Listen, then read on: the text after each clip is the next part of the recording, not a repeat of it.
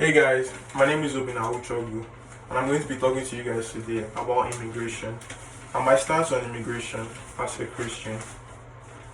I'm going to be starting today's discussion off by posing a question. Are today's immigrants different from 100 years ago?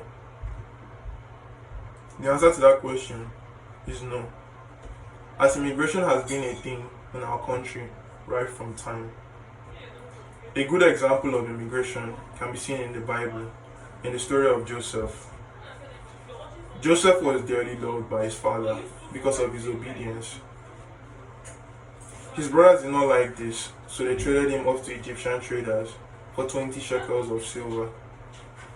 During his time in Egypt, Joseph was able to rise to great ranks and become king of Egypt. This was only possible because the Egyptians were accepting of Joseph regardless of his background.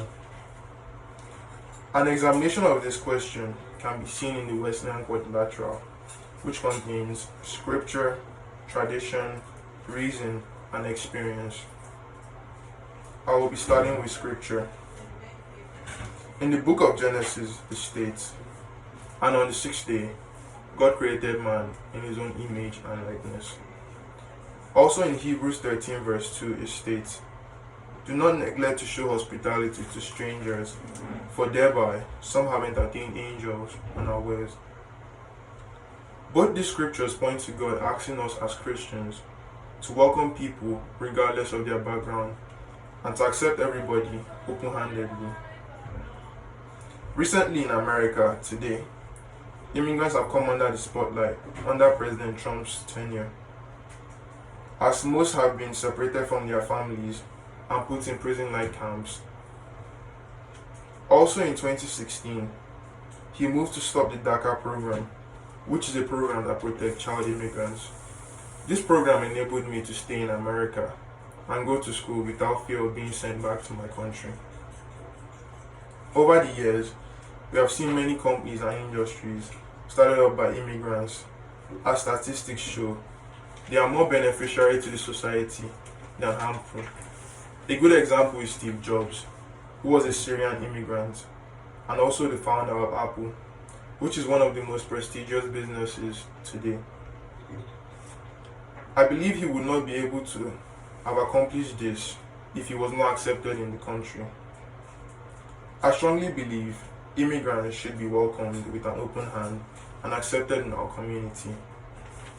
Earlier today, while I was doing my research on this topic, I came across a video of a little Iranian girl being made fun of at school because she had a hijab on. Most of the kids did not know what it was, as they referred to it as a durag. Personally, I do not blame the little kids, as they do not really know why she is dressed differently. But as Christians and parents, it is important to teach the younger ones about loving and accepting everyone regardless of their different backgrounds. Most people ask, what are immigrants' reasons for coming to America, or why should we accept them whereas they have their own country? The answer to that is, most immigrants come from war-torn countries, third world countries, and places of economic hardship. I also am an immigrant who was forced to flee my country, Nigeria, because of ongoing religious tensions between Muslims and Christians, and economic hardship also.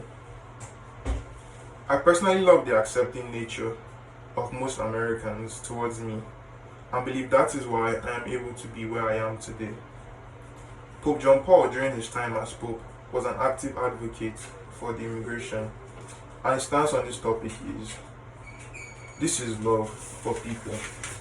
It desires every true good for each individual and for every human, every family, every nation, every social group, for young people, the old, a love for everybody without exception. Pope John Paul's words simply state that we should love everybody regardless of where they are from, or their backgrounds, or their races, or anything. The reason why this topic, immigration, is so dear to me is because my parents and my grandparents were immigrants from Kuwait to Nigeria.